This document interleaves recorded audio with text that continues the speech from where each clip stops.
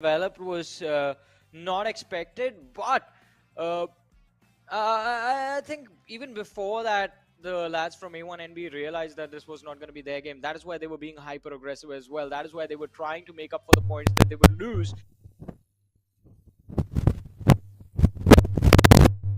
तो last part के and में हमने देखा था कि जिन जेनियन सेट में आ जाता है तो हॉल मास्टर जिनको ग्रैंड फॉर्मेशन की मदद I think that was the game plan from the side of A1NB, and it worked out quite nicely. Because look at the match rankings. We do have Jan Mara with a win with 27 points to their name. But A1NB, they finished on the third position in terms of where they took an exit in this match. But they have 9 eliminations. They got 19 points in total. And that is what they need. They need their total tally to go up. That's it.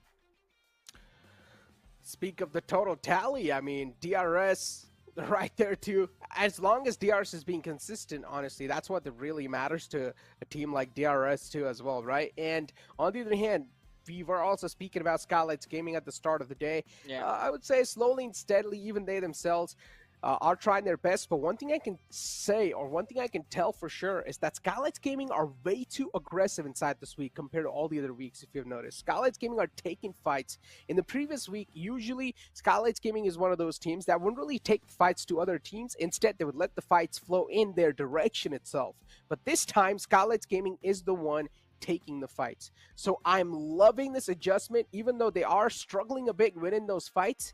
I mean, if you're not going to experiment around, how are you supposed to improve, right? They are trying different play styles, and if you master all the play styles, you're pretty much master of the game.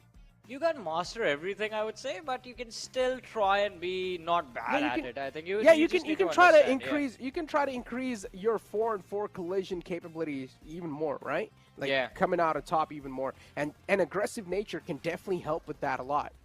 Exactly. I mean, if you are going to play one way, there is obviously going to be a trade-off. Because if you are being very aggressive from the start till the very end, there are high chances that there are going to be few matches where you are also the first one to go down. Because you can't win every single fight every single time. So you have to be prepared for those games as well. Yeah, they moved one position, 72 points. Yeah, A1 on the third. Oh boy, A1 again. I mean, hopefully, as I'm saying, A1 Esports, right now they're at the third spot. That's what exactly happened inside the week 2, if you remember, Johnny. I mean, at the start, they had a really nice rocket start, but then later on, it started fading away. I don't want to see the same replication even over here, too. Now, of course, after today, there's going to be 1 day break, and then the rest 3 days will be continued. But that 1 day break is going to put a big halt to the momentum the players of A1 have. I want to see them come back with a fresh mindset even after the day and even dominate just the way they are currently. Because right now, A1 Esports, it seems like they're not scared to fight.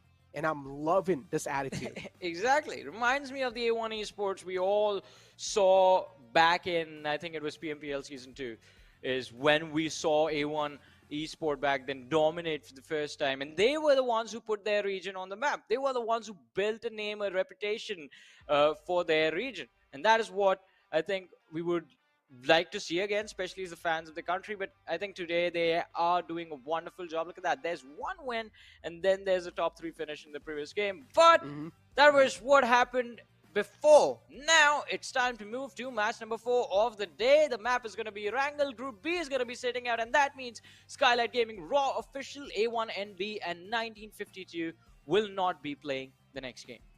One thing I can say for sure, even Dax is trying their best to kind of outshine in those fights, kind of get those fights down as well. But Dax, they're struggling big time. But they're trying their best to improve. They're trying their best to pull off some new strats, and they're trying to utilize some new strats out there. But as I said, and I actually appreciate this approach as well. If your basic game or if your basic strategy that you're usually used to playing, if it's not working out, you need to try and experiment new things, because if you don't experiment now, if you don't try and do something now, basically you would be kicked out of the tournament without doing anything. So you might as well try and do something. Yeah, I mean, it's better to go down fighting than just to go down having been given up, right? I mean, no one would like that, especially these players. I don't think that is even an option for them. I don't think they would just give up in any situation. They have made it this far. Let's be honest about the fact, this is one of the toughest lobbies you could be a part of. It's not easy to perform. It's not easy to even secure maybe I would say PMDC is toughest. I mean, I didn't say in the world of all time. I'm pretty sure you won't be able to compete. I won't be able to compete. I'm pretty sure, like, literally I would be top 99%. one in PMGC. No cap. Yeah, yeah. The Yeah. day that happens, I'm gonna be richer than Bill Gates. That means it's never gonna happen, huh? Exactly. That dude is worth what, like over $100 billion. That's never Yeah, gonna happen. I don't even know, man.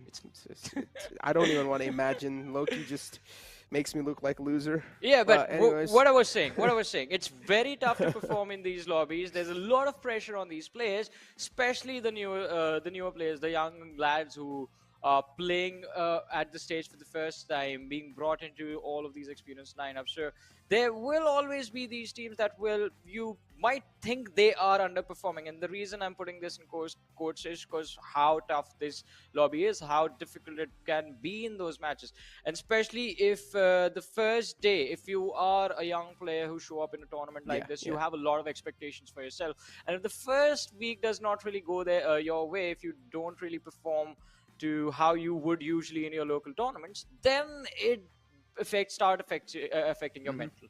And the mhm. moment your mental starts to break is the moment where Yeah, yeah, inconsistencies start to present themselves. yeah, So that is where the experienced IGLs, I guess, outshine because they know how to control their team, they know how to control their mindset. But yeah. uh, I think with the third week of the league stages almost reaching the halfway point, that is going to happen Friday. Uh, we will have a much more clearer picture of who we will be seeing in the top 16 in the finals or not. Hmm, hmm, hmm. But Johnny, now we're going to Yes. be moving inside Erangel, and today only one Erangel was going to be played. So this is going to be an interesting one. Second last game of the day, Erangel. Yeah. I'm going to go with Godlike Stalwart. Let's see. Today, Oh, it's the first time I've went with Godlike Stalwart, so I'm going to go with him.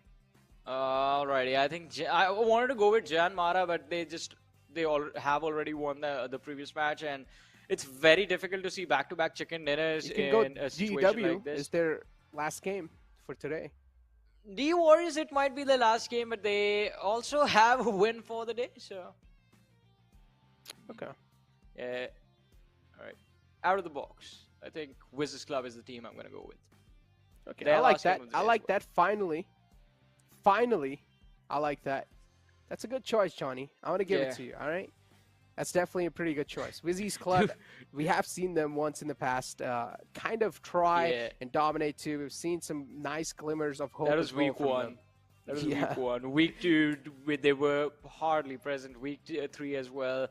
The performance has been shaky, but Mhm, there's mhm. always going to be hope that maybe on Yeah. the second day, maybe in the last game, their last game of the second day of the last week of the league stages, maybe we're going to see Wizards Club step back because I mean a lot of expectations. Wizards Club has a few experienced players and a few young guns, so it's a Yeah. nice little mix that they have, and you never know out of nowhere you're going to see this team performing. But Necro, we do have the plane in front of us, and it looks like for the first time, at least in this week, the plane path is not going to be leaning heavily towards one side of the map. This one is right down the middle. And speaking of that, I mean, the plane flat path, as you said, this is not going to be any sort of troublesome for any of the teams, and that means even Godlike Stalwart should have a clear way and a clear path towards Noah Rapnoe. Same thing goes with the players of DEW2. Now, what I'm really waiting for over here is the players of Skylights Gaming. And considering the fact that Skylights Gaming, I mean, today, I wouldn't really say they are as good as the way they played in the week 2 or even inside the week 1. Skylights Gaming, they're more kind of like a consistent team, but today they are trying to be really aggressive and trying to really step outside the comfort zone and trying to just overall be unique inside the lobby. And considering the fact that they're not playing this game, I want to see how hard it's going to hit them inside this overall rankings or in the overall leaderboards of this week, because this game, again, whichever team wins this game, it's gonna mean a massive momentum boost for them for the upcoming game. And in the upcoming game, one of the strongest teams inside the lobby is not playing, which are the players of DEW, because they are playing inside the Group A. So right now, Group B is sitting out. So again, in Group A, there are DEW, Venom Legends, Wizzy's Club, and T2K. And speaking of T2K, it's complete another story themselves too. I mean, we spoke about all the sort of mistakes we're seeing currently inside the lobby being made from the side of T2K, and what they can try and improve. Even Unch agree to us at this one at certain points. But right now, what happening is Seal Lucifer has found himself in a bit of tricky spot. Out in the open, is trying to make it back to the compound. Finally, is successfully able to make it back to safety, but that was way too close. He was able to dodge the vehicle. But Seal, they're not going to lose out, and man, and that's good news for the players of Seal, considering this team as well is another one of those teams that has been struggling in the overall league standings a lot. The weeks haven't been that good, and as we all know, this is going to be the final week. This week will be most pressurizing too, but you still need to find a way to hold your nerves with the gun and keep it going. If you're not going to be able to, if you're going to crack under the pressure, then we of course know what might just happen to these players. So far, nothing much really happening inside the lobby. Just to let you guys know, Group B sitting it out. That means Skylights Gaming, Raw Official, even A1 Esports, and 1952 aren't going to be playing inside this. A1 Esports, they had a really good momentum. And after this sort of a break, there's a chance it might just break as well. Or maybe there's a chance they might come back even stronger. This will give them a chance to reset their mental and come back even stronger. It's up to them how they're going to utilize this break. Of course, a peaceful start as expected. High voltage near the Water City. They have quite a big spread too. Even Elementrix all the way on the edge. You have DEW as well, still inside the military base, just going for the loot. I'm not expecting a lot of early collisions because the plane flight path was pretty perfect.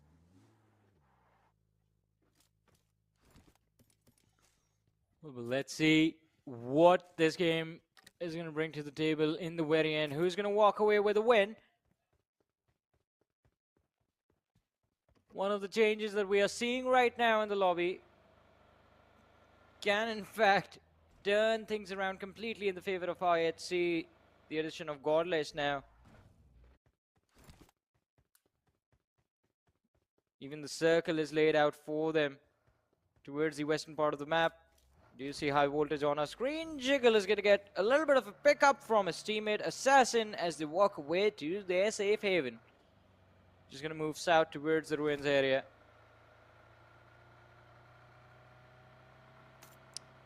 Trying to avoid T2K as well, because T2K this time around, as we can see on the map, have decided to go for a little bit of an early southward rotation.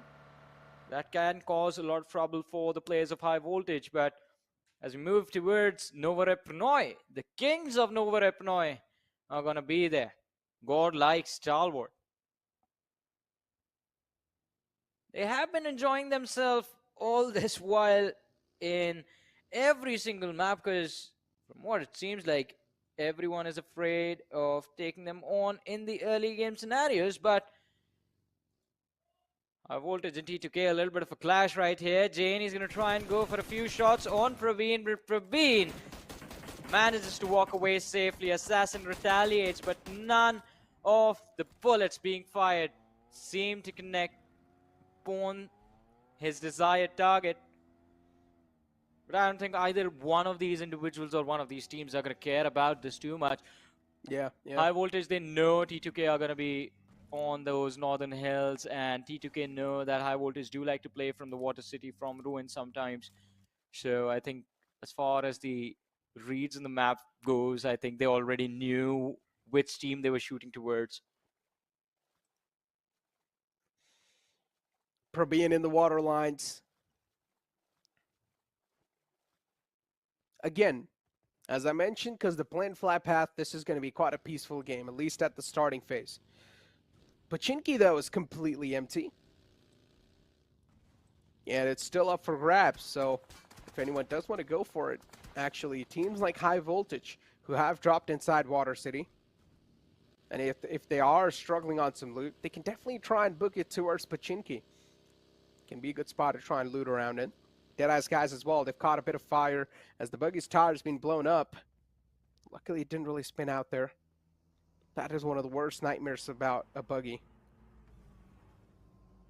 On top in front of us, Deadeye's guys do want to be really quick on their feet because they want to make a quick rotation happen inside the circle and get a better positioning. Deadeye's guys trying to be proactive because they have realized the games are slipping by.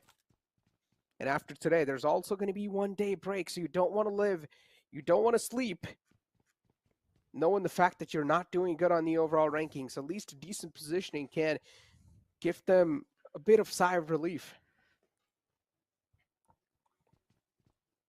Well, at least they're going to have a little bit of a breather for now in the early stages of this game. It's been 7 minutes. The first blood yet to happen.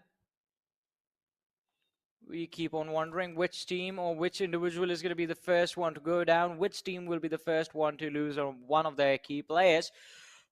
But Dax, quite safe for now, close to the center of the map. No one here to worry them. No one here to cause a lot of trouble, but in a few short moments, I believe IHC, they're going to be moving down south the Everest slope, and that is when Dax, they're going to be feeling the heat, feeling the pressure.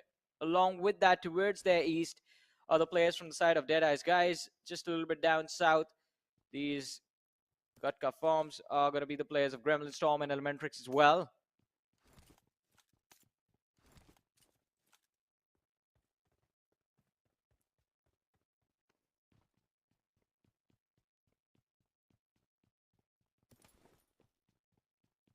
Fear with the UMP. A little bit far away from his teammates. Well, not too far away. Yeah. And even the center of the circle now is starting to get stacked up with a lot of teams. There are still a couple of teams outside the circle. For example, Giant Mara, DRS, called like Stalwart, Venom Legends themselves. And I don't think so. We're going to witness a fight between them while they're trying to make the rotation happen as well, because those edge lines are quite wide. And they can try to make a rotation out quite peacefully from those sides too. But Seal up against the players of Giant Mara. Instantly, Snipe YT was pushed in the front lines, but he doesn't need to fight that anymore as Zake is going to back out inside the blue. He will try to tank a bit of damage. Right now, it's just the first phase, so he can definitely tank it out. It's not going to deal a lot of damage. So Zake, of course, making the wiser choice, prioritizing the cover first, and then maybe he can try to make a safe rotation out. If you would have stopped right there, that would have been done and dusted for that player off Seal. It would have been done and dusted indeed, but now with the way the zone is moving around, I'm pretty sure the early game of this match, it's going to be quite quiet for the next few minutes as well, but the late game is going to be so extreme. It's going to be played on hard mode, basically. It's Gutka open fields. That's a brutal circle to deal with. One of the most brutal positions to be in the final few moments of your angle. Let's see T2K against the players of IHC now. Sanchir, along with his teammates, having control of the summit. They're trying the level best to hold this position against the players of T2K and deny them the control of the high ground, deny them the information that they will get after this as well. And with Jay moving out of position, already setting up the slope entry for the side of T2K, I guess IHC can use their numbers to apply a little bit of extra pressure on the opposition and just finish them off. IHC Esports, as they've realized T2K is still in the front.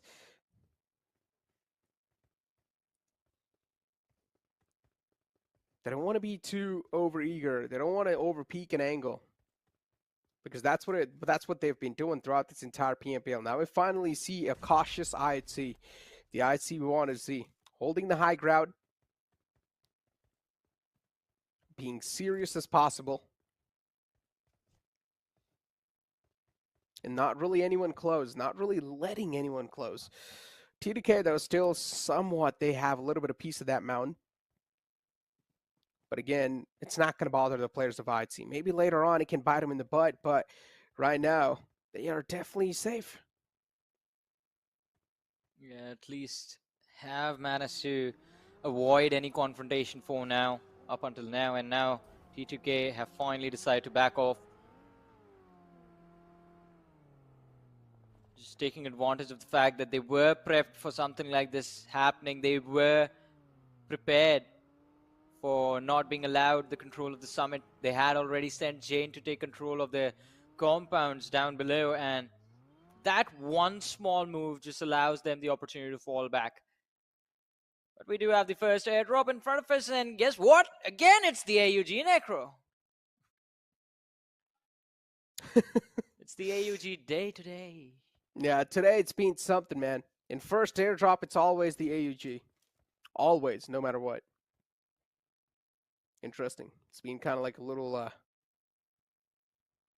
meta going on around, I guess, in the airdrops. But right now we have the players of Maptex.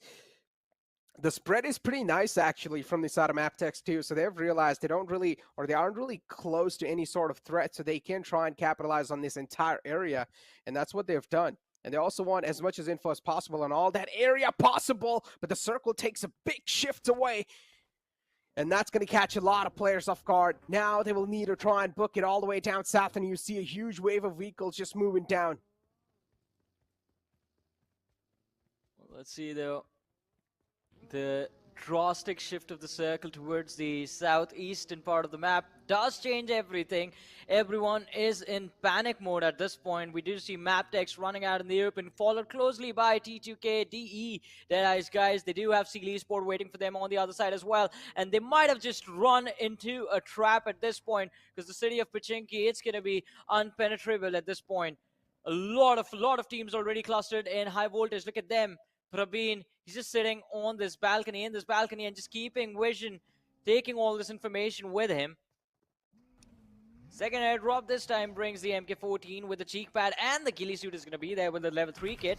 Seems like East has walked away with basically all the loot from that airdrop. Gremlin Storm, they just walk and watch as Deadeye's Warriors loot up and just take a better position with concrete cover available, while Gremlin Storm are going to be stuck out in the open. TRZ, are they trying to go for a slam in these compounds? It's not really going to work out. Nirzet from the flank is going to be dropped down by Mamba. A wonderful move by the players of TRZ, gaining an advantage this early in a fight.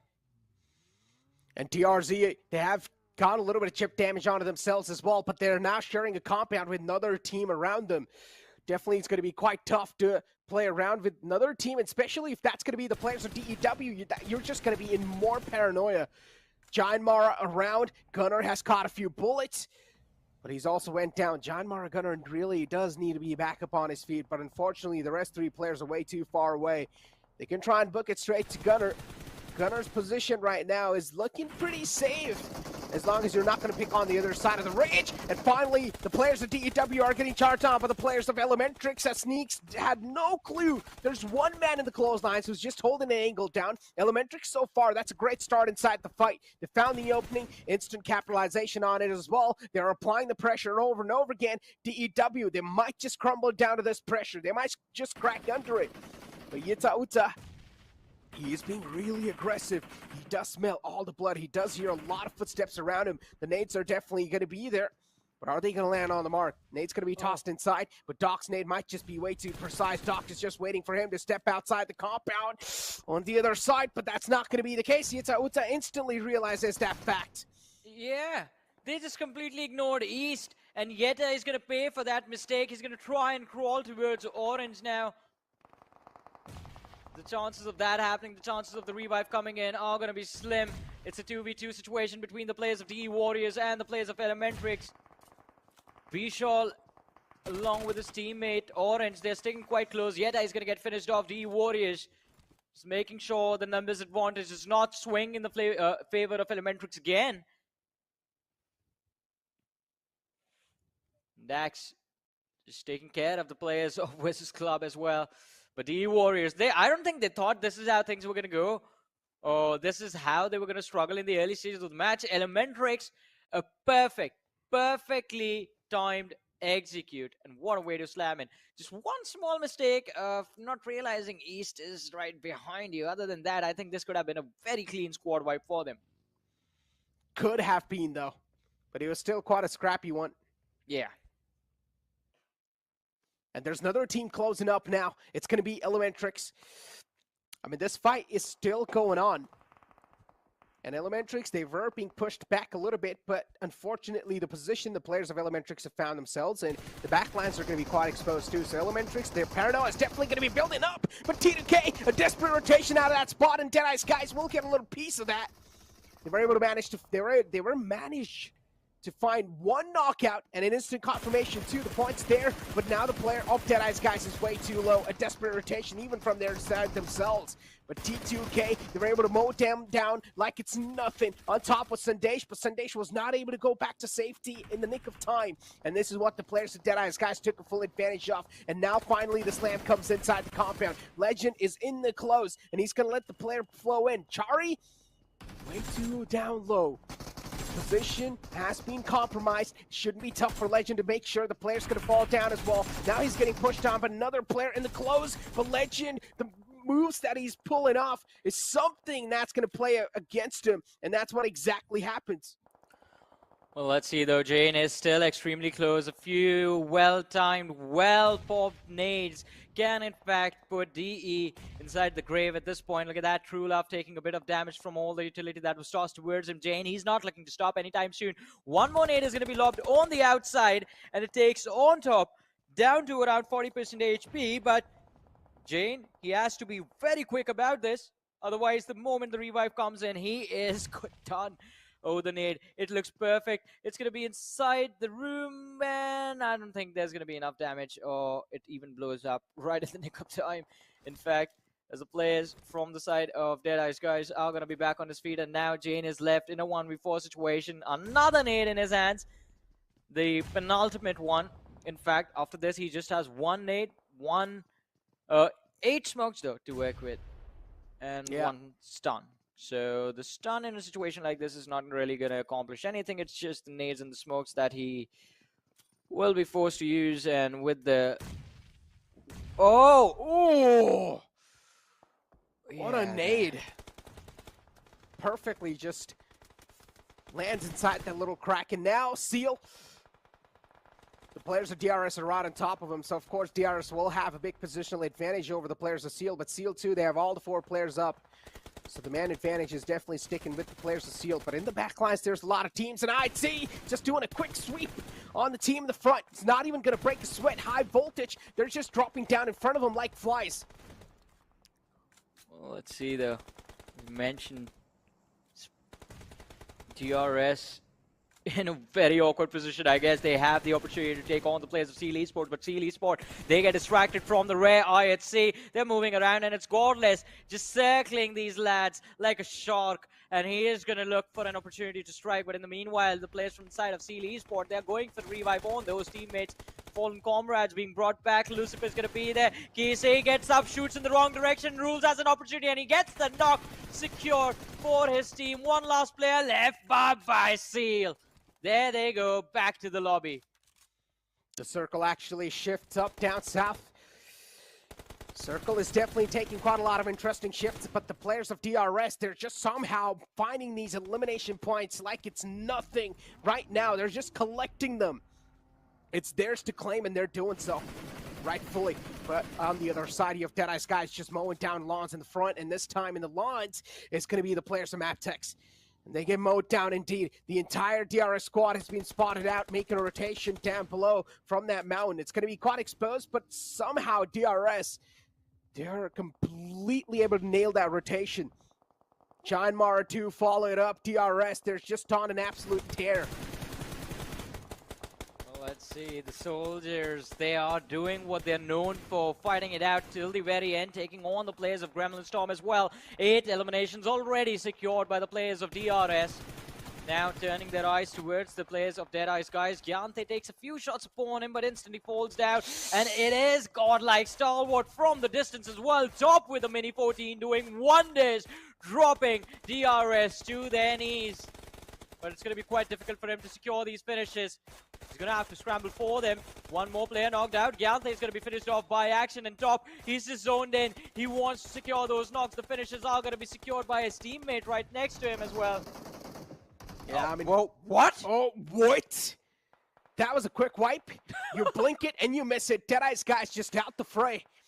Out of nowhere. But godlike stalwart, they're looking like a full force right now. All the full players are still alive, and they're looking like an unstoppable freak of nature. They keep on just peppering down these shots that are applying a lot of pressure. They're not letting the players of DRS even have a moment to themselves. And finally, DRS will be eliminated. As Top realizes that fact, now it's time to move on and switch the targets onto some other team, but the circle just lands in no cover.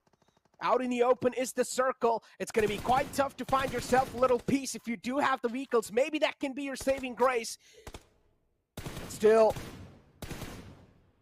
how tough is going to be that rotation to make? As long as the players of Gremlin Storm alive, they will probably try to hold the players off at bay who will try to make it towards them. Dax even, they find themselves in a bit of shack, but two players are just grouped up in that one. As soon as the teams start grouping up and trying to make it inside the circle, the players of Dax will be in a big state of discomfort, but it's a 2-2 split. This might work out. If the two players in the back are able to provide a good cover fire, then things can be way different.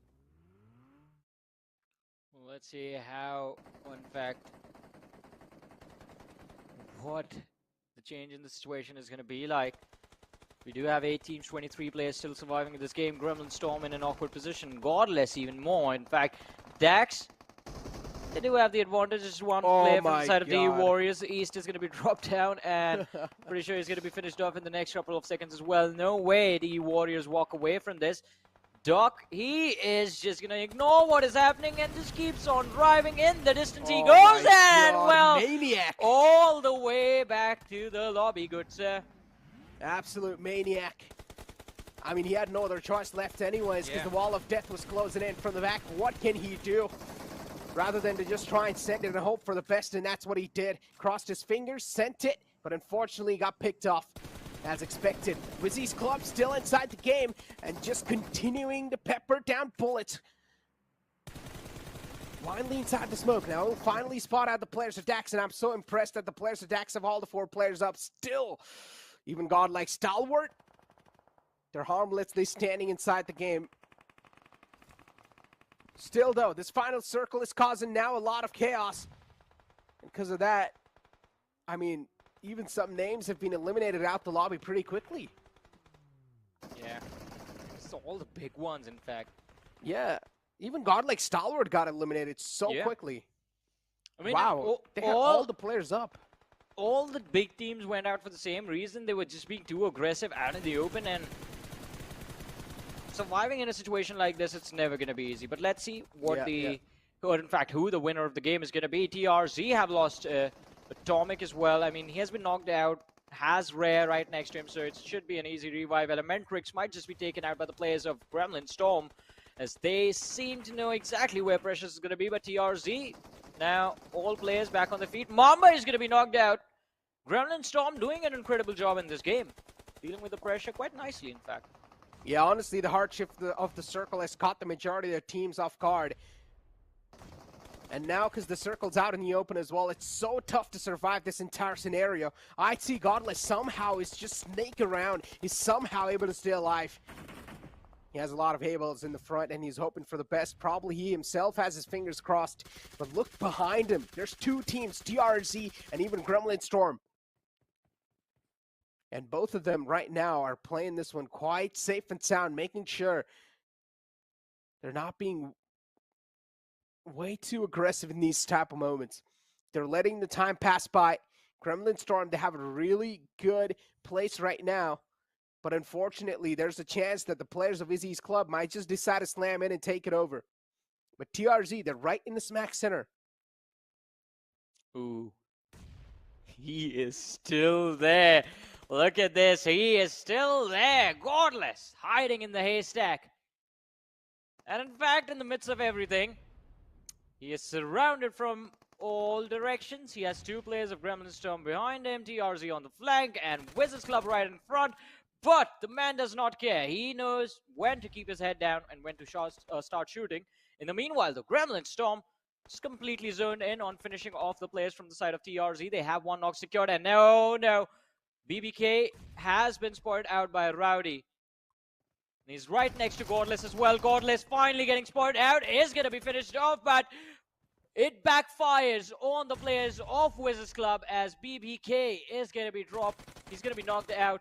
Gremlin Storm, they're doing really well for themselves. I think Gremlin Storm can in fact clutch it out as well. If they keep playing like this, they will win this game.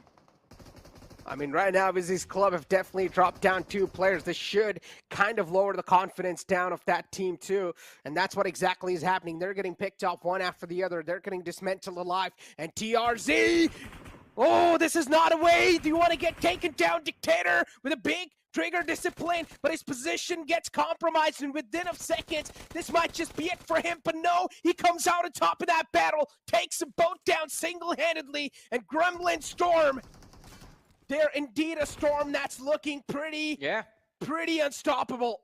But this needs to be kept going. This needs to keep on going. Wizzy's club, they themselves have 2 players up, and Octopus is down low.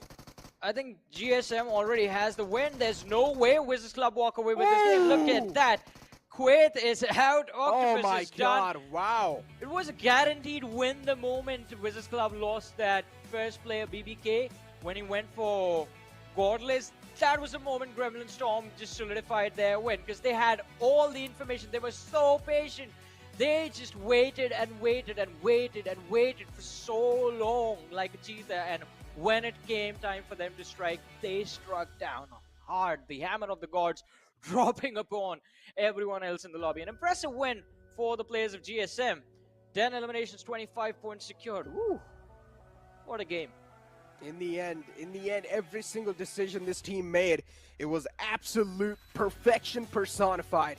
Yeah. Gremlin Storm, that decision-making in those final few moments when there's a lot of pressure on top of your head, but still they were able to keep their cool and make those right decisions and come out on top in those ones, and that's what really does matter as a team. And this sort of a win is going to give them such a big mental edge over all the other teams that are still struggling.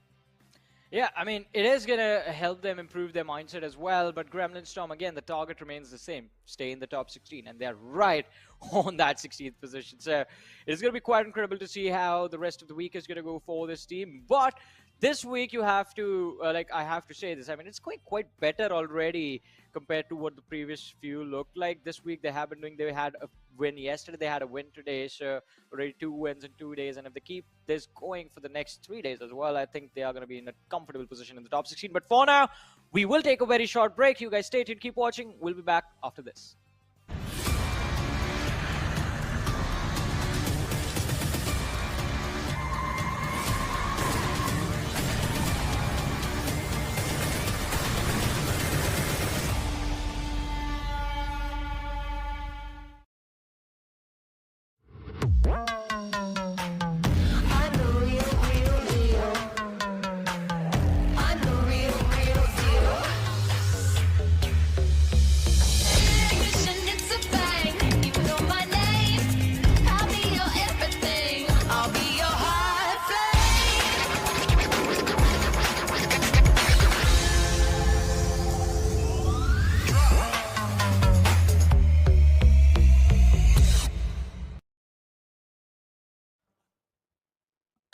Welcome back once again, ladies and gentlemen, to the PMPL South Asia Fall Season of 2022, brought to you by the Oppo F21 Pro, and this is Super Johnny, joined by Necro alongside with me. Ladies and gentlemen, 4 games of the day done and dusted, just the last match remaining, which is going to be played on the map of Miramar. But before that, we have to talk about the stats of the previous game, and of course, we do have the MVP on our screens. Rowdy from Gremlin Storm, 5 eliminations, 690 damage dished out. And again, just to give you guys a context of how impressive this win is, GSM, I believe, were just 2 players remaining from the top 7 teams onwards. From there on out, they just waited in that shack, stepped out in the open right in the nick of time, and then just waited for everyone else to reveal their positions. And then they won. I mean, that's what I told you, right? GSM, they were just inside the shack, making sure they're not even moving a muscle. Yeah.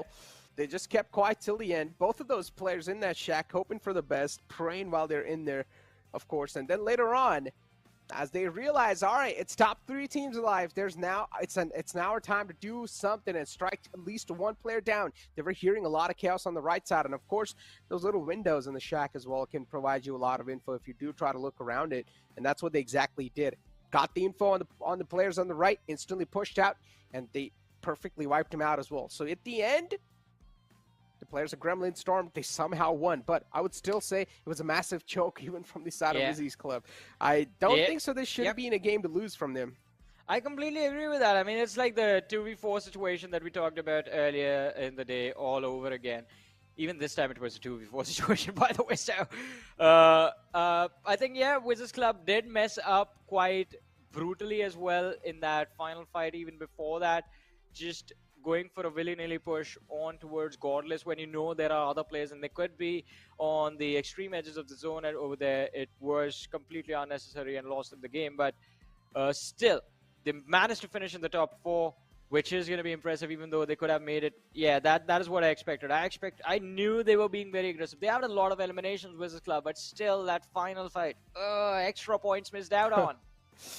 Yeah, those extra points, especially if you are a team like Vizzy's club, that you really do need those. But still a decent outing from their side, right? As you mentioned, extra points could have been there. For example, I mean, they only have 12 placement points. They could have had 3 more, you know? All right. So there's, to be every fair, single point counts, yeah. To be fair, I'm also obsessed about the fact that this win would have just put me equal to you. I mean, listen, this has been happening with me throughout the day today, if you remember. Even my team previously got 2nd place. Before that, in the first game, even Deadeye's guys were doing really good. So, I mean, I feel like if there were even half points for getting a prediction right till top 3, I would have been way far ahead. Do you really want to go there? I think...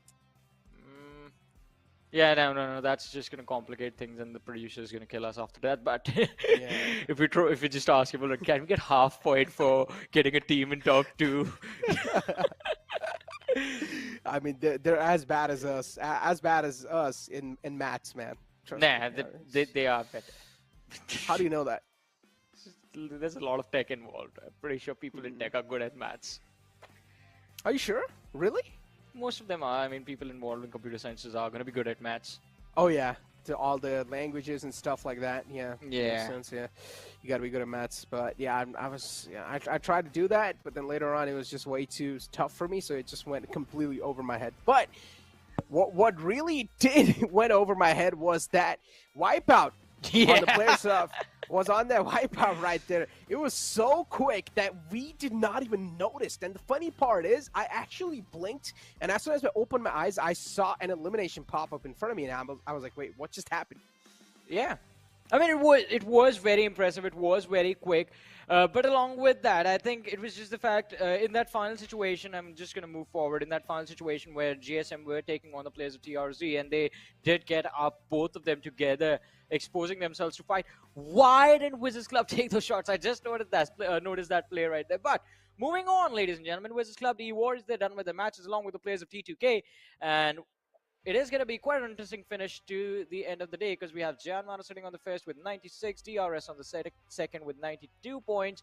Then there's A1 in B on the 3rd position. One more game to go. 72 points have been secured by them as a total tally till now, though. But as we move forward to the 2nd page of the ranking, and surprise, surprise, Godlike Stalwart and IHC Esport on the 11th and the 12th position instead of being anywhere close to the top 2. Yeah, I mean, Jesus, this is really interesting. But again, at the top, I'm glad. I'm really happy for a team like T2K though. At least they're in the top 8, right? Yeah. But in the final game, anything can happen. If Godlike Stalwart, if IHC, if these two teams have a good game, and including the players of Elementrix, then things can change way too much. Because even a team like Skylights Gaming is still down below. And for some reason, these teams, man, at the start of the week, they don't turn up. They don't really turn up. But Godlike Stalwart, they like to turn up at the start of the weeks. But for some reason, even day 1 was down. Even day 2 is down. Hopefully, day 3 is not going to be the same case, but we still have one more game to go, man. Never know. Anything can happen, and it is the game of Miramar. That means these teams are quite stronger, and considering the fact that DEW, that have been a big thorn in the way of Godlike Stalwart, is not playing anymore. Yeah. I think that's just going to allow them complete and utter freedom inside of this next game. So it is going to be quite impressive to see what Godlike Stalwart are going to be up to. But along with that, I think Venom Legends not being there, Wizards Club not being there, T2K not being there. So T2K being absent from this game opens up the northwestern part of the map for a lot of other teams. Venom Legends, they like to play from the eastern side of the map, so Seal Esports will have a few openings if they want to take just move up north towards the Impala position. So there are possibilities of teams just switching up a couple of things in this last game of the day, considering it's going to be quite important for them to secure all of those points. But along with that, Skylight Gaming returning to the mix, Raw is going to be back, A1NB and 1952.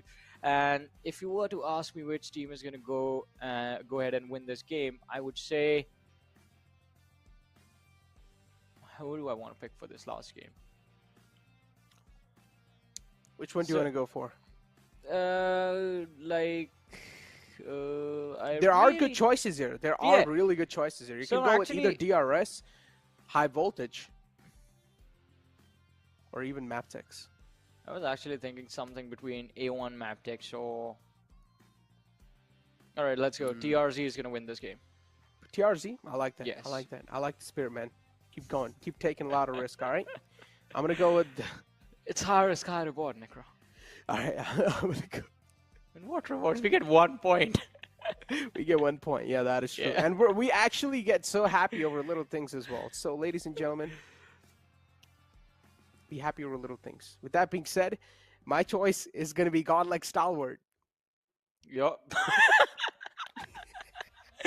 Wow, you're so desperate to be happy at this moment, right? I really am. Just looking for happiness, forcing happiness upon yourself. What do you mean? How is that forcing happiness upon yourself? I mean, Godlike Stalwart at this point, they have been equally not that good compared to some of the teams in the latter half of the board. So right now, currently inside this week, going with Godlike Stalwart is way much more bigger risk, or is as similar type of risk as going with TRZ. All right, yeah, perfect. I think I agree with that. They haven't won a single game up until now this week. Yeah, exactly. I mean, not just that. I mean, Godlike Stalwart on the second half of the board. So I would say that's quite a big risk to go with them, considering they don't even have any sort of momentum flowing with. But Johnny, why do you look so sarcastic? Yeah, but it's Godlike Stalwart. You never know what these lads are going to be up to.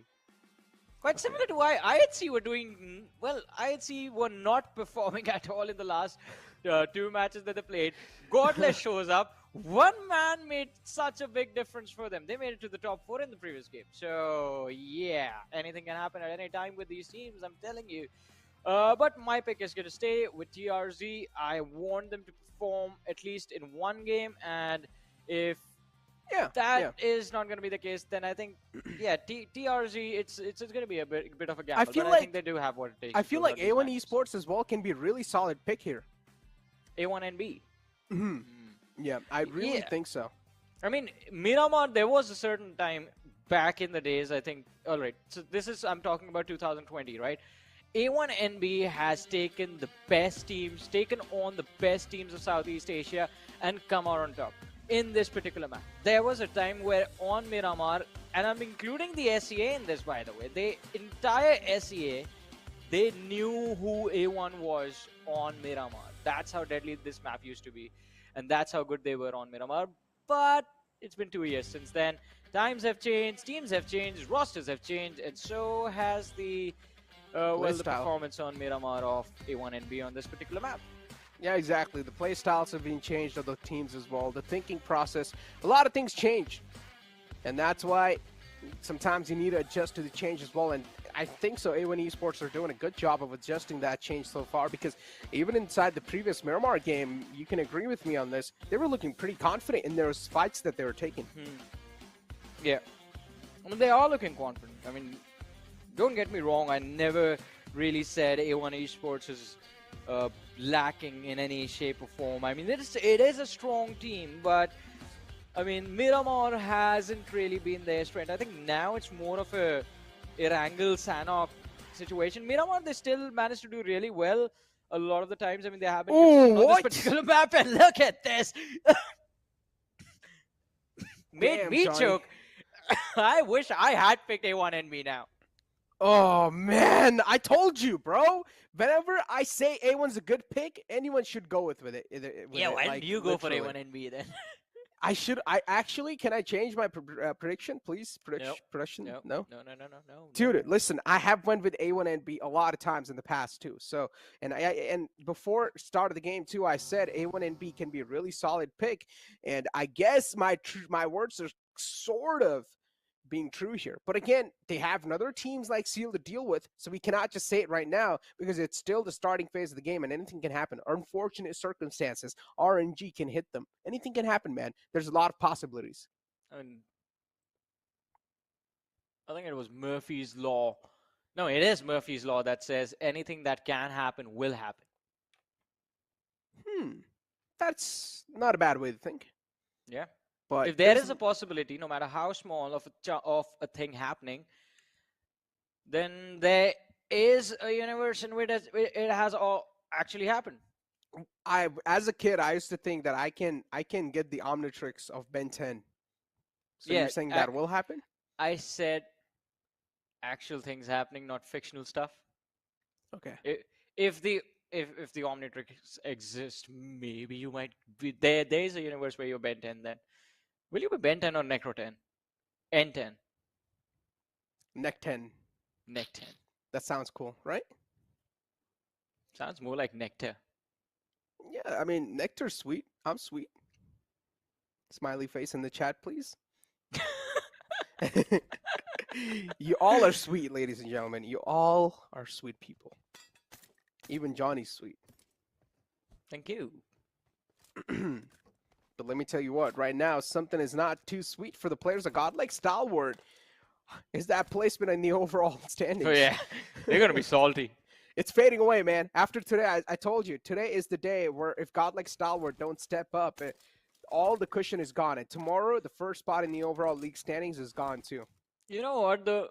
I'm quite upset that the other teams haven't really utilized this opportunity to actually challenge Godlike Stalwart in the early stages. I mean, had this been any other team, I mean, we would have seen DRS pour in right now. Elementrix is starting to block the way of Godlike Stalwart. But it seems like still respect is being given to the opposition, where respect is, like, it has been earned by them as well, to be fair. So no one wants to take the opportunity or the risk of coming face to face with Godlike Stalwart early in the game and just getting taken out, losing key players from their side. They are still being extremely cautious about them. So it's just the tiger that's been wounded. It's not completely dead yet. The wounded tiger is pretty scary.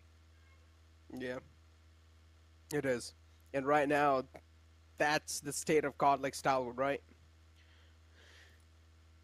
They are looking pretty wounded, but that doesn't mean they are completely down and out yet. I've heard a saying somewhere, if someone's having a tough time, it doesn't mean they're completely weak. They're just having a bad time. They're not weak, though. That doesn't mean you want to take advantage of that. Yeah. And there's a chance Godlike Stalwart can definitely bounce back. And I also wanted to focus on a little bit. Now, again, this is the final week, ladies and gentlemen. Soon we're going to be moving inside the grand finals. So those bonus points, of course, will matter quite a lot. But I also want to say one thing, and that is, even if a team doesn't really have a lot of bonus points accumulated, there's still a chance they can make a comeback in the grand finals, just like I did in the prediction against Johnny. Oh, wow. I think you are the salty one over here. Why are you still salty about that? What was that reaction? It was like, oh, wow. Why do you keep bringing that up again and again? By the way, ladies and gentlemen, if you guys have forgotten, it is Miramar. We don't see any action for the first 10 minutes, so that means it's podcast hour. I mean, we call it podcast hour, but it's like 10 minutes of us just blabbering on and on because no action, as you guys can see. I mean, even the teams themselves are just looking for cover. Janmara is moving all the way just from the water treatment area. They're just moving down south. They have literally no one blocking their way. It's a clear pathway, clear rotation for them up until Minas Generalis and Graveyard. You see Gremlin Storm on your screen. Gremlin Storm are already close to the center of the circle, taking control of the mountains just northeast of the city of Los Leones. Again, no one here to bother them. So everyone is isolated, and the chances of fights breaking out are quite slim for now. I mean, yeah, fights are not going to happen, of course, because this is what we saw pretty much throughout all the Miramars that we witnessed. And as soon as I say that, it happens. Why? Whatever I say, it just happens, man. Oh my It's been god. happening. It's actually been happening throughout this entire week 3. Can And you it's just kind say of that weird. I'm gonna win $1 million? No. Why not? Only if you say that you'll give me 50%. Sure. Okay, Johnny, you're going to win $1 million soon. How soon? I don't know, man. Sooner than the first blood being secured on Miramar, or That's like 10 minutes. feels like an eternity. It does, yeah. Does feel like an eternity. It's because we love these teams when they fight. I love the demonic mode of every single player inside the lobby, and right now, it does seem like it's about to be activated soon. Because the next circle has shifted down south even more towards Los Leones. The Wall of Death, of course, has started to move in as well. And DRS so far, they're just tying it out. Of course, as I mentioned, the Wall of Death too is going to play a big role in this one.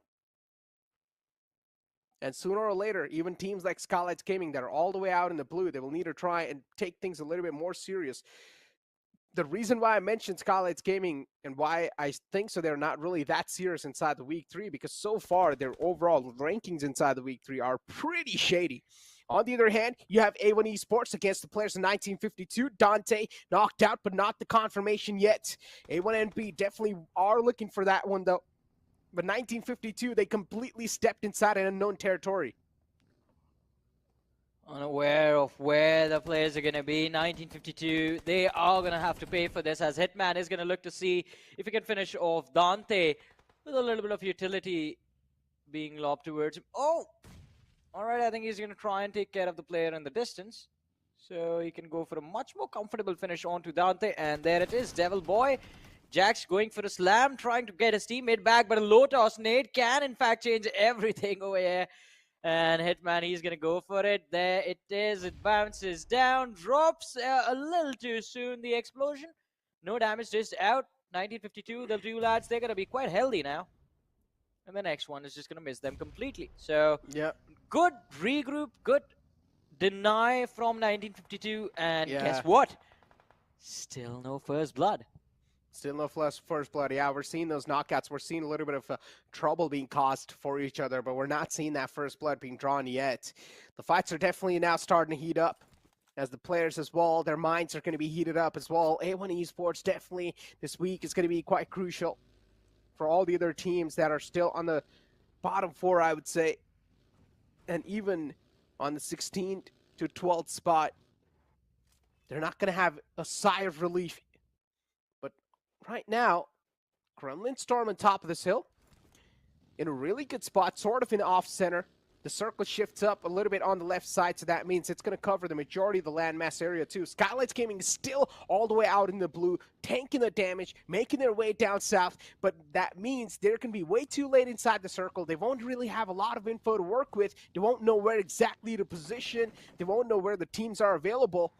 At that point, micro adjustments on the fly can definitely help them position themselves a little better, and also a little bit of luck. If it's stacked with them, the circle will sort of favor them.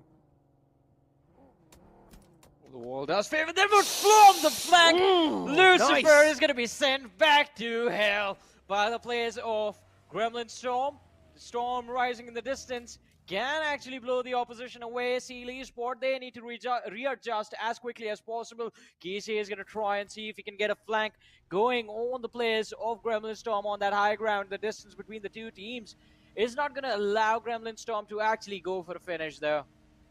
I think Lucifer is going to survive, and Gremlin Storm, they're going to be forced to abandon their position and just back off completely. I mean, right now, Gremlin Storm, they definitely were hitting some nice shots, but because of the circle, even they themselves needed to sort of reposition themselves. Los Leones right now has to be the hot spot, and a little bit of hills around it. And that's where the players and the teams have now started to stack up. 1952 in the front lines of A1 Esports. This fight has been going on for quite a while, but the 1952's position is quite shaky. All 4 players inside one single building, not even spread out. That's going to limit their information. Let's see how far can they take this though. 1952 can be completely pinned down by the players of A1NB. And Hitman is definitely a man who you do not want to step in front of. He's gonna destroy you, rip you to pieces. Maptex on the other side, just waiting for something to happen. But again, they're also a team in an isolated position for now. Have the lads from 1952 right in front, but not really too eager to try and force this fight against them. Godlike Stalwart on the northern side still. As always, they just don't like to play in the centers. Always in off centers, don't want to play, don't want to be in way too much of risk. But the next circle takes a hard shift down south, catching every single team off guard. And now these teams will be forced to move out as quick as possible, and that's what the players of 1952 are exactly doing. Without wasting any sort of time, instantly pull out their vehicle, book it inside the circle, inside a better spot. Even Raw, they're moving in from the left lines, but teams that are completely on the other side, teams like Skylights Gaming, Stalwart Esports, High Voltage, Dax, there should be some sort of collision coming soon, and that's what exactly happens. High Voltage, they drop down a man. Well, let's see though. Malik is going to be dropped down to his knees. Pika does see Assassin. What a trying spray, to man. go for his teammate. Yeah, I think he just realized that the opportunity to just commit the entire clip wasn't really there.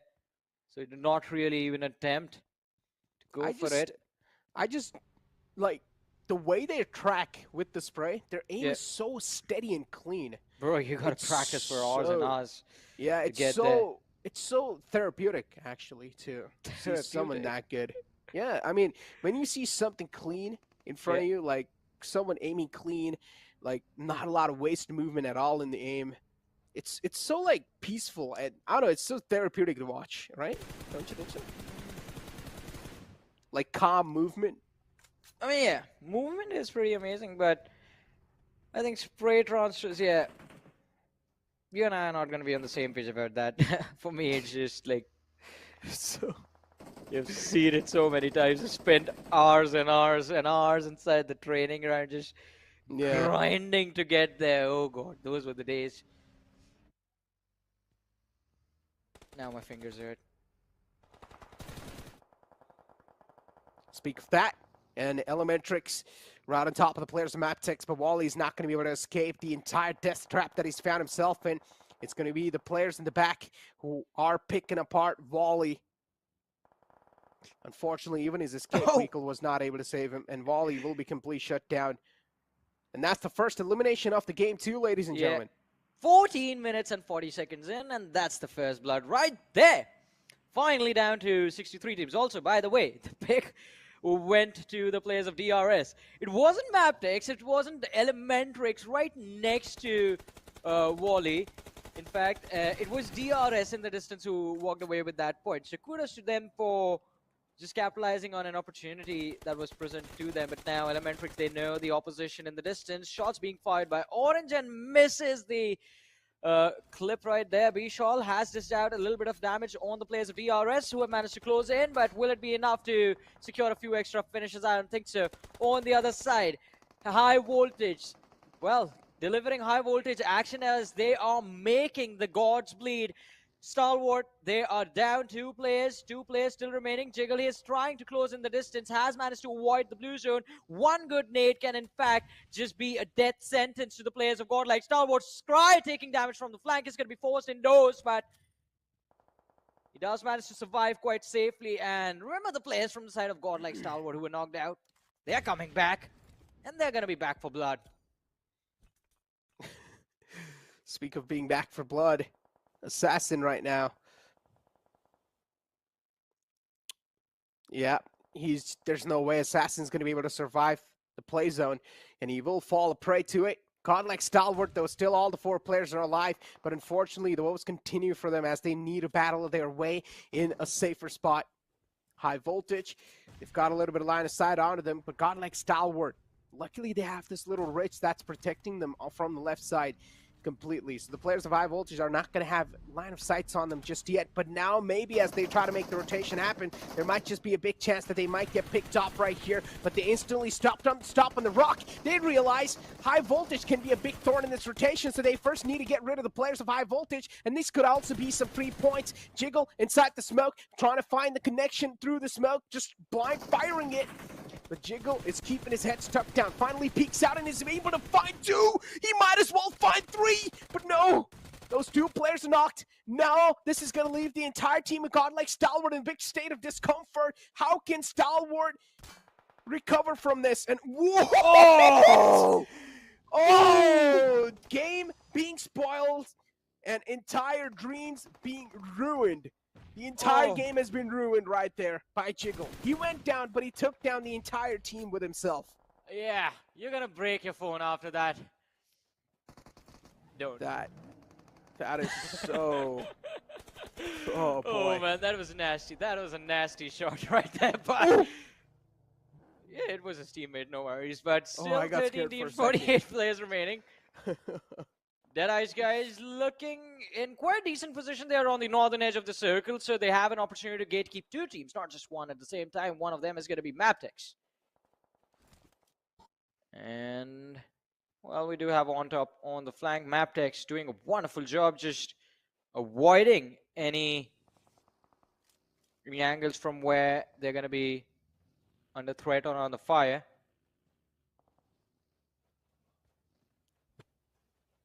I wonder if Entry can cause some trouble. I want him to just show up, pick up a few players from the side of Maptex, and then just walk away.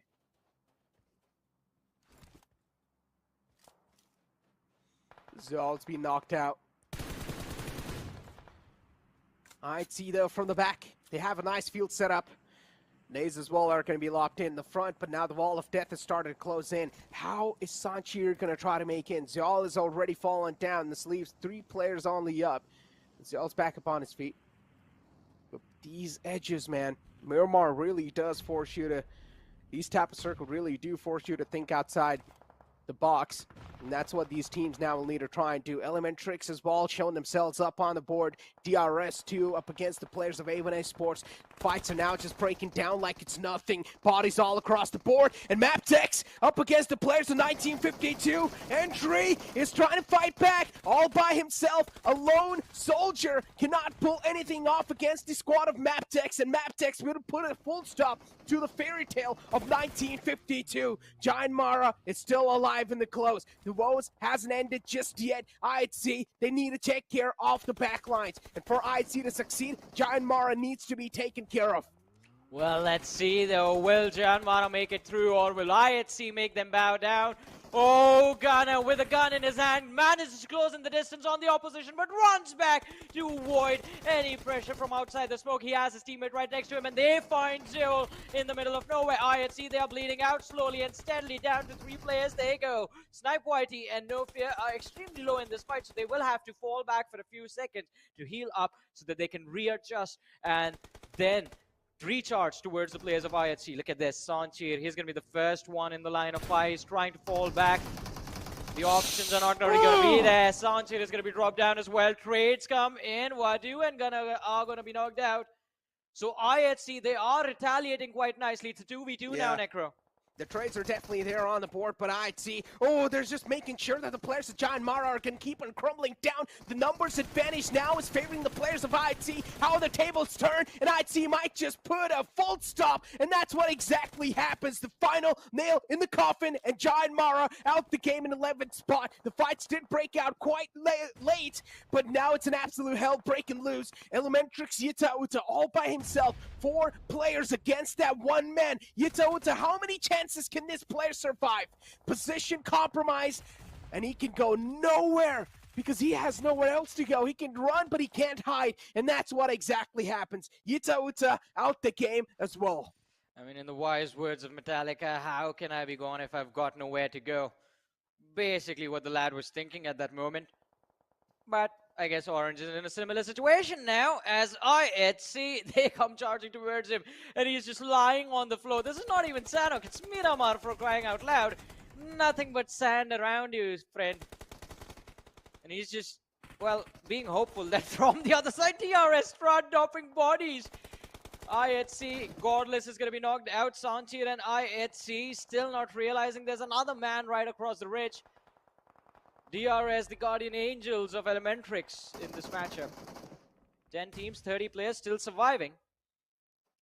Speak about the Guardian Angels, but the Angels are about to fall down soon, as they are handicapped. Icy, oh, risky moves, but it works out perfectly. Icy on the other side, and he's playing a big move here.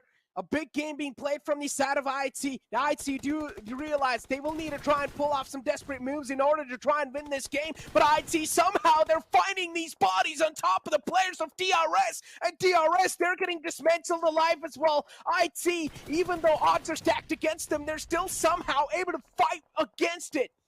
All the time, and they're able to stand tall on top of death. Rules, peeks out, position compromised, and he might just strike in, and yes he does, has the advantage as well, and Sancho placed that perfectly around, keeps on jiggling, but no, Orange, being the snake in the grass, will put a full stop to the fairy tale of IHC. Remember how we were talking about the sand snakes and how deadly they can be? Well, on Miramar, Orange is gonna be the new big threat in this map. Just waited and waited for so long, and when IHC thought that DRS were done, there won't be anyone to bother them, he gets up and he secures those points for his team instead. Map text, ladies and gentlemen, are going to be showing the exit. I think Dax are going to follow soon, along with the players of DE, who are down to their final 2 players. But Raw Official doing quite well for themselves. DRC, look at them. They are falling left, right, and center. 2 players knocked out. Slipknot is going to go for the third one as well. And will he be able to roll? Yes! 3K right there. Sliver of HP. The boosters save him and keep him alive. That is one of the most nastiest clutch. How is this man able to stay alive and dismantle all of the team all by himself? A miraculous play from this lonesome warrior of Raw. And Slipknot is still alive, and he wants some more blood. He's even more hungrier than before. Mad Cat is all by himself, just relying on his luck at this point. Shrouds the entire house with the smoke, and Shroud himself in as well. But for how long is he gonna stay alive? How long? Eventually the players are gonna find him, and they do make the push happen. But no, Mad Cat takes down 2. This might just be another tables being flipped type of situation. Mad Cat is down low, of course. The final man steps in, and eventually he finds him. Mad Cat out the fray. TRZ out the game on 5th position. A crazy ending for this game. Raw looking to go for a win in this match of Miramar Dead. Guys, they haven't given up yet as well. They have 3 players still remaining. Only Joker was picked off a few moments earlier. Skylight Gaming with 3 of their own as well. This is going to be anyone's game between these 3 teams. And also, let's not forget the last player surviving from the side of Seal Esport, who still somehow managed to stay hidden from everyone else. But, oh boy, what a game of Miramar we are getting to witness this time around. I love flank, as soon as I said Smokey just picked him up, Non-stop he stays action. down. But down to the top 3 teams, ladies and gentlemen. 10 players alive. Raw with all 4, DE with 3, and Skylight Gaming with the last 3 players as well. And Raw right now, all the players, 4 players up, and all the props should be given to Slipknot. And it doesn't seem like Raw are going to stop anytime soon. Just pedal to the metal. They want this one in the hand, but props should be given to a team like Skylights Gaming as well. They've rotated all the way from up north, and now they're still alive somehow, while even the Circle has taken some insane hardships on top of them. Deadeye's guys, yeah, the eyes are just completely deadlocked on them. Deadeye's guys inside a death trap, nowhere to go, no escape out of that one. Even if Chari decides to shroud himself in the smoke, there's a big chance the smoke's going to be spammed, and Chari will be out of the game. Deadeye's guys is pretty much out the fray. In the end, we're going to see a nice situation between the players of Skylights Gaming and Raw, a 3-on-4. Let's see, Chari, he gets up, gets shot at, and Raw, they're going to go on ahead and make it to the top 2. Now only Skylight Gaming standing between them and the win of this game. Nima is going to be spotted out. What a shot from Slipknot! This man, he's not stopping anytime soon. Perfectly transferring the spray onto the head of the opposition.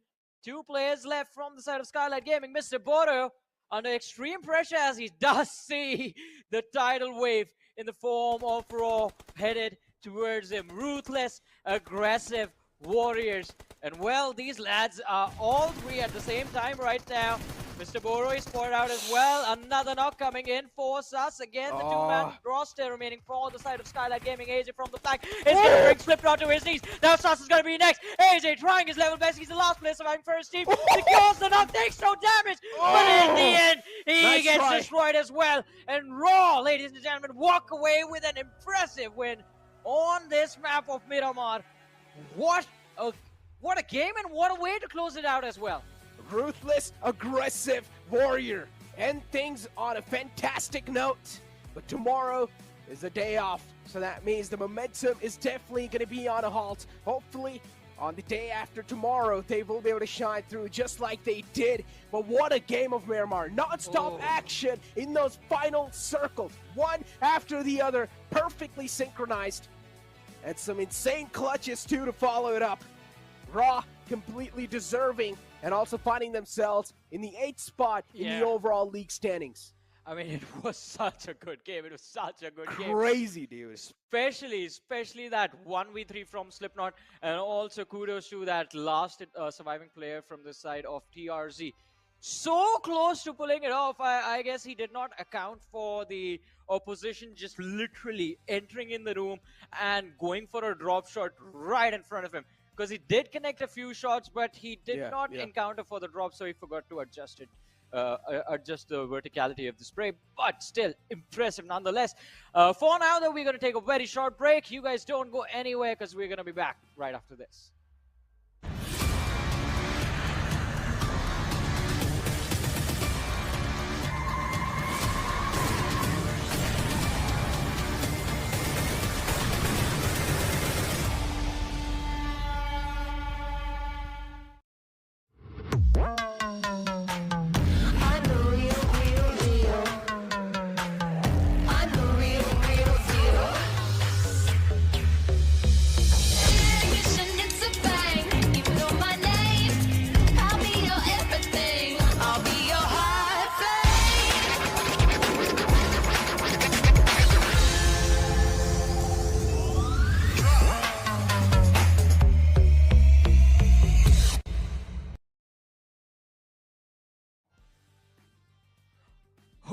Well, what a day it has been today, ladies and gentlemen. But once again, for the last time today at least, welcome back to the PMPL South Asia Fall Season of 2022. This is Super Johnny, joined by Necro alongside with me, and this event is brought to you by the Oppo F21 Pro. With that out of the way, we have to talk about the MVP of the game, Slipknot from the side of Raw. 5 eliminations, 1,094 damage. What a guy. I mean, Slipknot, that clutch right there changed the entire, and that might be the clutch that won this entire game as well. That was a game-changing clutch from Slipknot, all by himself, inside one house, against 3 players, and this man still somehow survives that.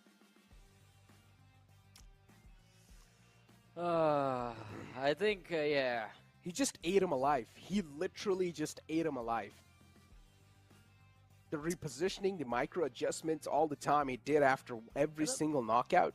Yeah, the best part is, even after that clutch, he did not stop. Readjusted, instantly knew what he had to do, just refocused on the players of Deadeye's guys in the distance, and it was so impressive with the way how he pushed. Also, kudos to AJ as well. AJ did such a phenomenal job just putting on the brakes on the momentum of Raw. Otherwise, they would have just run over the players of Skylight Gaming in an instant. So, quite an impressive moment from AJ right there. But it was raw gameplay. Speak about the raw gameplay. I mean, AJ tried his best at the end, level best, but unfortunately, that's why his damage is quite high, right? 802 damage dealt, but I would still say the rotation that the players of Skylight Gaming made, that was one of the most impressive rotations, I would say, because considering the fact that the circle kept on hard shifting against them and they were still able to stay alive till the... So hello and welcome back. तो hall master जिनको grand southern side till the southern side when you have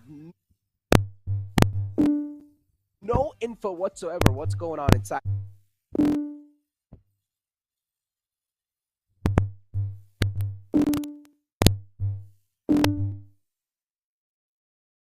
the zone, and you're still able to adjust that well on the fly.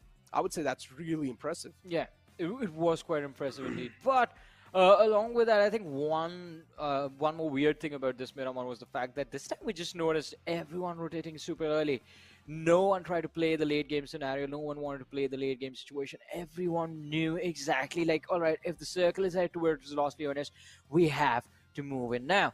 And because of that, the mid-game stages became a lot more interesting. But looking at the match summary right now, I mean, Slipknot definitely dominated majority of the game. Highest assist, although going towards Apex from the side of Maptex. And then we have the highest healing done with Delta being the man, 423 healing on this player from the side of DRS. But again, although, along with the players of Raw, I do have to mention, I mean, DE also had a pretty decent opportunity of securing a few extra points in this particular match.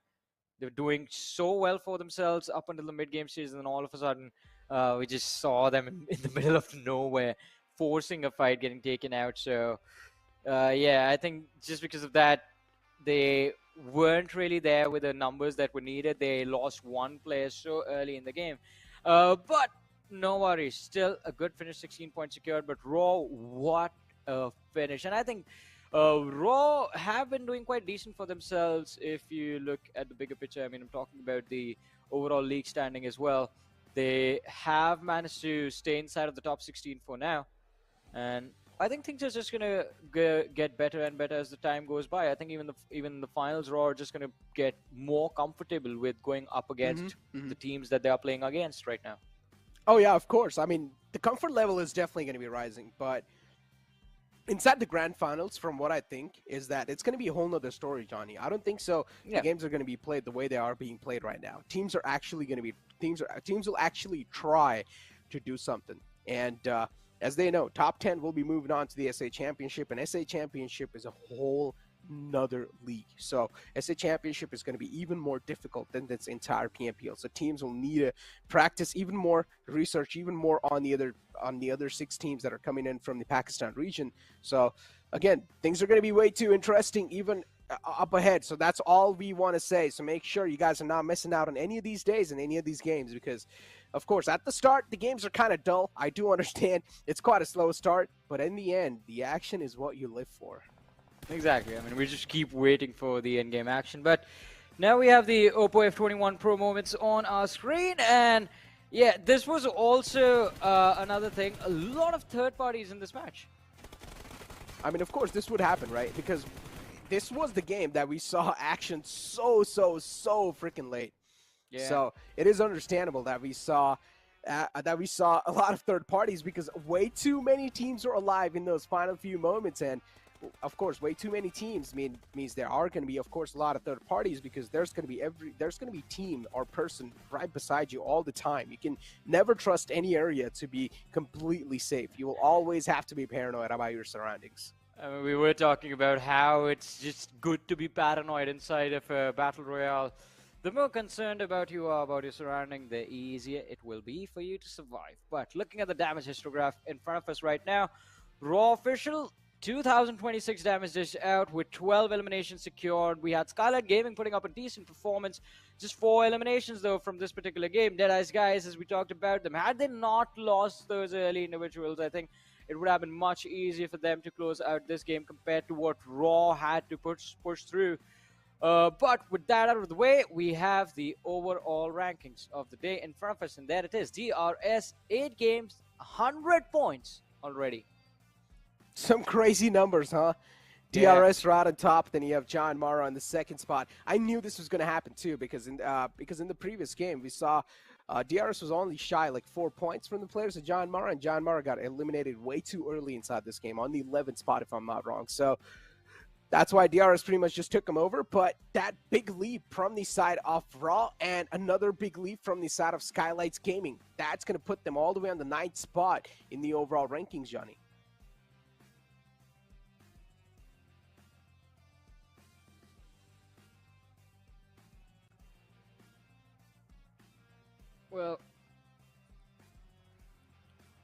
Well, And, yeah, I mean, yeah. these type seems like a little bit of technical difficulties, but yeah, of Hey, course, I'm back. I'm back. these type of leaps are really going to help these teams in the future run, right? Because again, if you are going to have these type of leaps in the front, uh, overall your confidence will be boosted up, and this is what you really do need inside the final week. But I'm still waiting for teams like T2K to step up even more. As I mentioned, before this game, T2K were in top 8, but now because a lot of teams have taken some massive leaps and massive overall, they've had a good game, so that's why T2K have been pushed down to 12th spot once again. Yeah. And it's not just about T2K. I mean, look at some of the biggest names that we talked about, not just this week, but in terms of the overall rankings. High Voltage is sitting on the 17th position, Necro. They are struggling this final week. Deadice guys on the 16th. Godlike, Star Wars, they're not even close to the top 10. We have IHC still stuck on the 11th position. So the last week of the league stages, it looks like, is quite brutal, not just on one team, but basically on every single team on the lobby. And this is where the teams on the latter half of the leaderboard, the teams that have nothing left to lose at this point,